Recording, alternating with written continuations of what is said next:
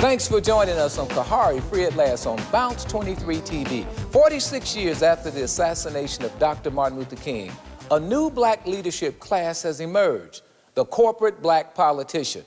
Who are these people? Where did they come from? How were they selected? And who do they represent, us or them?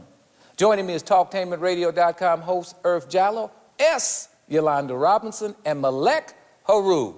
Hot dog it, I got it right. I know that's right. I know you like that. All right, 46 years after the assassination of Dr. King, all these different guys show up, and of course we just heard about all the press surrounding Al Sharpton allegedly being an FBI informant, a mob informant, all that kind of stuff. Who are these people? Who is who? I mean, who are they? Who are these people? Who are these politicians? That's a good question, because first of all, where do they come from? Yes. One of the things that I find many of the politicians that we have don't actually give us their background. How many of them do we know who their parents are? That's the question. So we don't know whether these people were placed in our communities by the intelligence agencies, whether they are really, were they by the corporations. Who do they represent, Yolanda, us or them? Oftentimes, they do not represent us. What does that mean? And they give us an illusion of being, an illusion of inclusion. I just want you to know, that you did not create that. I know, but that was an illusion. But she likes for everybody to think she did. They do. They give us an illusion of inclusion. It seems as though in this generation that we're creating poverty pimps. Whoa! Wait a minute. What do you mean? What's a poverty pimp? A poverty pimp is a person that takes from the community and never gives back. They're parasites. They never give back, and they say they represent you, but they never do. Is that true, Earth Jallow? Yeah, they don't represent us. You have to take into consideration that corporates are the ones who actually fund the campaigns for these people. So that's who they work for. They don't work for us. We don't have thousands of dollars to throw at a politician's campaign. So of course they're not representing us. They're doing what the people who give them the money to do. Wait a minute. You mean to tell me all of these campaigns that we see, all of these vote for me, I'll set you free, first African American this, first African, I'm so tired of that syndrome, first Negro this, first Negro that. You mean to tell me they don't represent our interests? They're serving their own interests. Melek, they don't? They're serving their own interests. What does that mean? What it basically means is personal ambition over the people's needs. It's a very simple formula, personal ambition. Meaning what? Okay, give me a classic example of what you're talking about. Well, we can look at some of the legislation that they're introducing to the people. It not only hurts African Americans, it hurts the For example, that last school levy. That last school levy was a person who has compassion for our community, that loves our community, that really loves our children, would not tax us 25% and ask us for money that they really didn't need. And it's open-ended, and it makes the community look like we don't love children. Same thing with Pondexter Village you were talking about. You talked about how they went through and did that. Where was the political leadership on that issue? Many of them were hiding. They were hiding? They were hiding, and only a few came out, and even when we did the history conference, which by the way, had 200 people come in. Some of them organized their own. So most of the politicians side with the corporations. They side with the big money people. They Is that what you're saying? They didn't want to identify with the activists who worked real hard to put their... You didn't put no money in their campaign. I know, but that's what it is. We risked our lives. Wait a minute, why should I side with you, Brother Melek? You didn't put no money. Campaigns cost money. Why should I side with you? That's a good question. Now, for the people's part, the people do need to learn how to put their investment in the campaign. That's right. We actually need to. It's called pay for play. It's called pay for play. We can't put investments in. Is it not? It is, but at the same time, we don't have jobs because they're not putting jobs back in the community. They're taking from the community. They are putting jobs back in the community. Wait a minute. The Wall Street Journal just said for the first time, all those $8 million that George E. Bush lost, Barack Obama has put back. Now, the only problem is they're all part-time and seasonal and low wage, but they're counted as jobs. It's something, huh? Isn't that political leadership? We ought to be glad for the crowd. Wait a minute, Brother Melek, isn't that good political leadership? Well, we can say it's political leadership. Is it good political leadership for us? The question is it effective?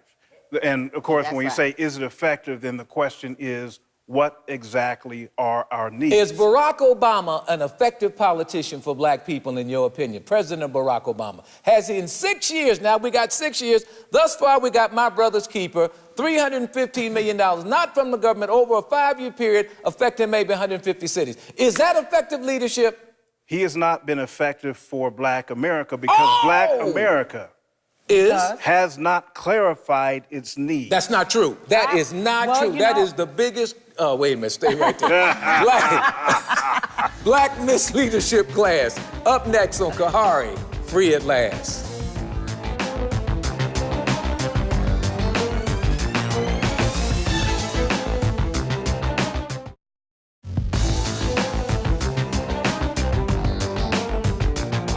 Welcome back to Khari, Free at Last. The Black Agenda Report's website says that black people are being misled by a new black misleadership class. Many people say that it's a class of appointed black influence peddlers. Woo! Joining me is TalkTainmentRadio.com host Irv Jallow, S, not D, not P, S, Yolanda Robinson, and Melek, Heru. All right, influence peddlers. Is that what we got, Lonnie? Do they say one thing to the corporate people, say, look, I got these ends under control, I'll go down, I'll sell this, and as long as they're good for their last sale, then that's when they get the corporate money. Is that right? It's sad, but that's true with most of them, because I was... What do you mean sad but true?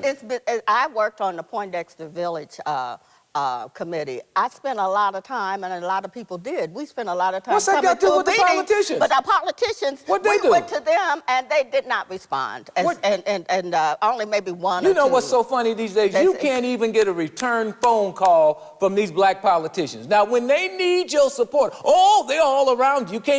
You take a shoe fly, say, get on away from around here. But when they need your support, then after they get in, they become royalty. Well, what's happening with that? They are elected officials, not royalty. It's funny to me because we as the people keep falling for it. We see that they're not doing anything, and like you said, when it's time to get elected, then they want to come to your church and they want to work with you. Well, we don't have any expectations for ourselves. We don't feel like, do we feel like we deserve anything? I feel like we do, and some of us feel like we do, but at the same time, when we know that we have politicians who are corrupt and not serving our best interests, why are we not using impeachment force, against these people? 6 years, like we vote them in, we can get them out. Right. 6 years, wait a minute, 6 years under this president, and not one major mass march to get him to get up and do anything in our interest. I mean, what's wrong with this? Okay, something wrong here.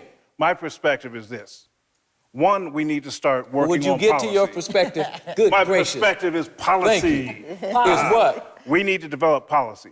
We need to actually develop a policy development culture. Oh, God, we just simply are not affecting development of policy. Oh, that sounds so big. What does that mean, my brother? What it means, break it down. What it means, yes, sir, is identifying our needs in the community and developing policy. We need people writing legislation. We've done that. I want to see legislation and policies that come from my house to the White House. What do you mean? I want to be Show me how that works. to go in my family, and people have jobs that they can live with, and not to have. We've got jobs. We don't the president and the black leadership group will tell you they got jobs. They're touting all of these new jobs, and all of them pay $5 an hour. All of them are 24 hours a week. Plus, you got all this Obamacare thrown in on top of it. How are we going to survive? Unemployment figures. They're just using the unemployment figures. A lot of people are not even. A lot of people don't even look. They're not even looking for jobs. Yes, they're not even looking anymore. They gave up. They're not looking for jobs anymore because the jobs that they're finding, like you said, are low wage, $5. You cannot raise a family off of $5 an hour. No, you cannot. Yes, you can. You are under the poverty level. You just get 4 jobs. That's it.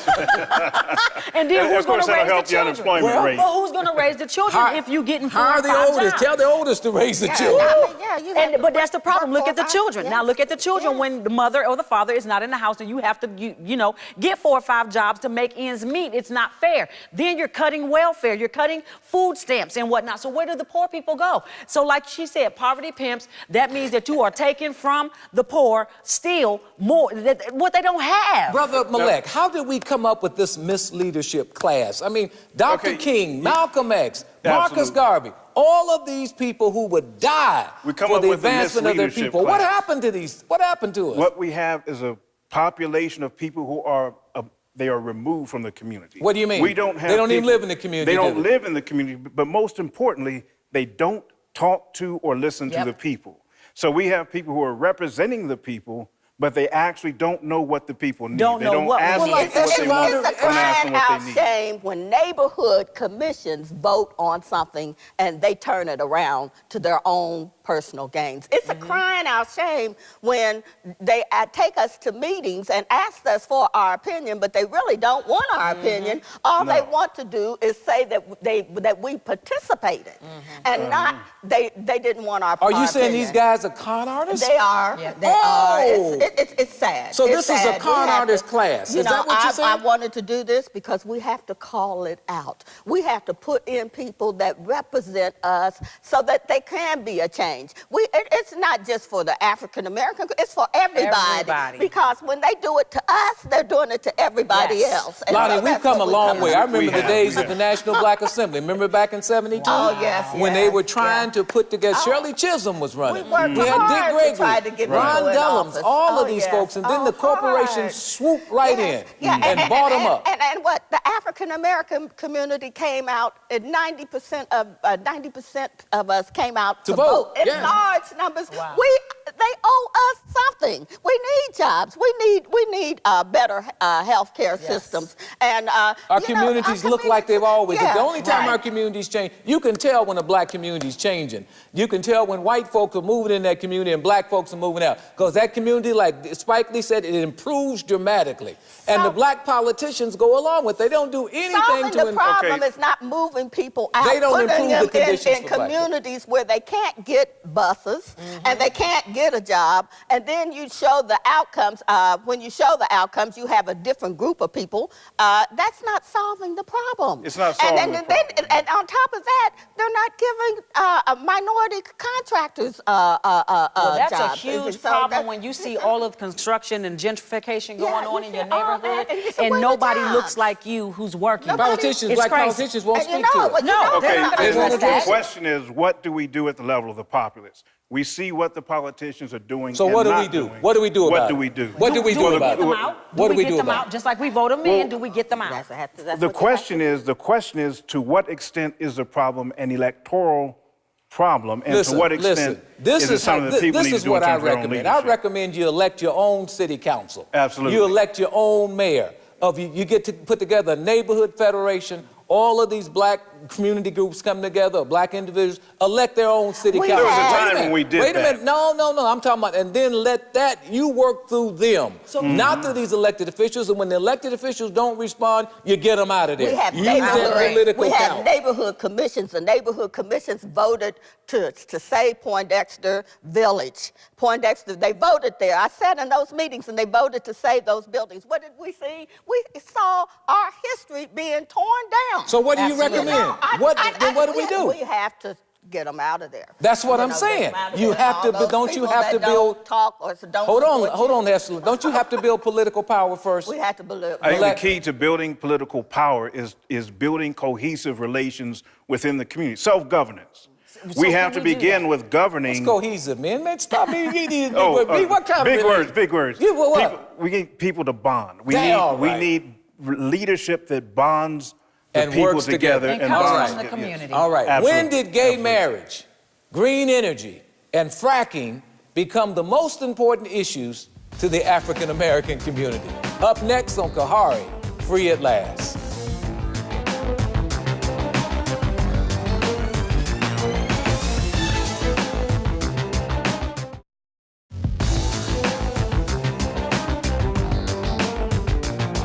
Welcome back to Khari, Free at Last. When did the black agenda become the Democratic Party or the Republican Party agenda? With all of the problems we face, when did gay marriage, green energy, and fracking become the most important issues to the African American community? Whose agenda are we following, ours or theirs? Joining me is TalkTainmentRadio.com host Jallow, Yolanda Robinson, and Melek, Heru. All right, the Democratic Party. I remember in 1984 when the Reverend Jesse Jesse Jackson, when Reverend Jack. Anyway, when Jesse Jackson was running for president. Run, right? Jesse, run. Yep. Some say Jesse sabotaged the black agenda and took it and gave it to the Democratic Party, and it died from that point on. True or false? Basically, what he did was he took the votes to the party, I didn't but ask he you did that. not make any true demands. Or false? True or false? True. Oh. 2 fingers. Oh, man, you agree with me. Now, Yolanda, you were there. I was there. They sabotaged it. Now it becomes the Democratic Party. And now, all of a sudden, NAACP is endorsing gay marriage, all these other issues. I'm not saying anything's wrong with that or right with that. I'm saying, how is that a priority to black folk? It never was. It never was. We needed jobs. We needed fair housing. We needed good health care. Our issues are still the same. Our issues are still the same. We were told that we didn't have permanent friends, we had permanent interests. Our agenda was more important than putting somebody in office, but we kind of left it that way, and people don't know what the agenda, but wherever we were, on our jobs, in the community, we always took the black agenda with us. These people that we have in office are not taking their black agenda with them. No, they're taking the Democratic agenda, they're taking the Republican Party, the Green Party, the Blue Party, the Pink Party, I don't care. Right, now, it ain't about us. Is it the case that the black agenda needs to be restated? Does it need to be reiterated? Does it need to be reintroduced? Wait a minute, it was presented to President Barack Obama in 2008, 2009, and the president said a rising tide lifts all boats. And that was the end of the black agenda for the last 6 years. You can't leave it on one person. You got to be there lobbying and everything. Our kids need to know about it. We need to keep it in the forefront of all these leaders, the corporate, the politicians, Let me ask her, Jallow, when did gay marriage, fracking, and green energy become the top issues in the black community? It's not the top issues in the black community. Oh, yes, it is. No, not for us. According to the politicians, no, listen, that's all they talking about. That's what they're talking about. We're not talking about that within our communities. Well, then what's important to us? What's important to us is the education of our children, the right and the good education of our children, housing and employment. You cannot survive off of you cannot raise a family off of $5 an hour. You just can't do it. You know, do people know what the black agenda is? Black we keep talking about that. don't even want to talk about black. But they don't even want to talk about race. Now, what they've done, they put themselves in a position where if they talk about black, then they lose their position. So now, part of that falls on the people. In terms of constituency, they don't have a constituency behind them. We need to get behind politicians. That's how you hold them accountable. We're your constituency. You take our agenda into I've heard that argument. God, that's so, you know.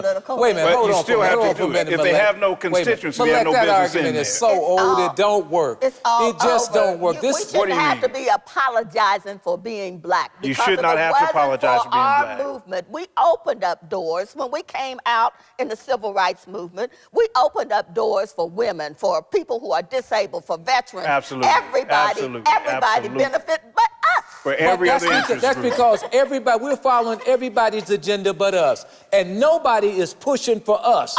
It's all about us pushing for them. We have no friends. They spent time with lost time with their families. They did a whole lot of hard work to open up the doors, and then we still not benefiting. Now, from Jesse Jackson to Barack Obama, from Armstrong Williams to Colin Powell, all of these folks have black folk identifying with a party, not with their own agenda and solving their own problem. I don't see that coming out of no other group but us. The thing about following our agenda, do the average black people, the average black household know about the black agenda and what it is? Yes. I can't say that, Khari. I'm with Yolanda. You can't say it because you don't know it. Listen, I know what it is, but I'm not the average black. I'm not the average black citizen.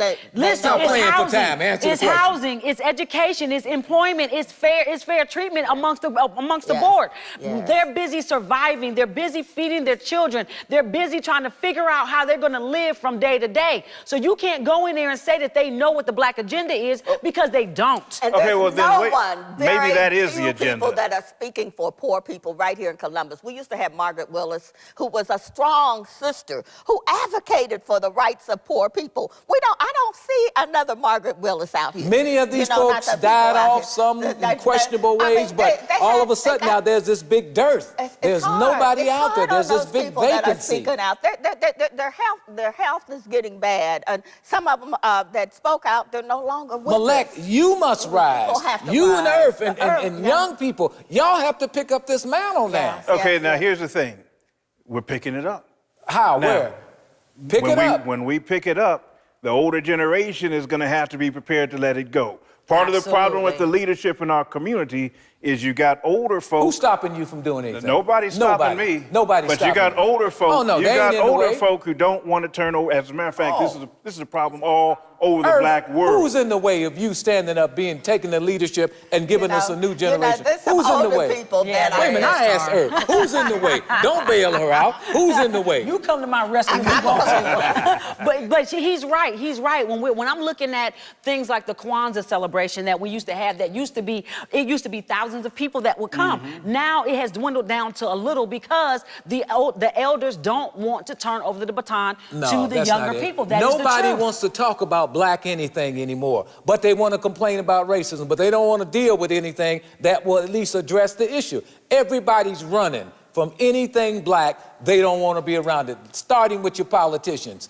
Where have all the leaders gone? Up next on Khari, Free at Last.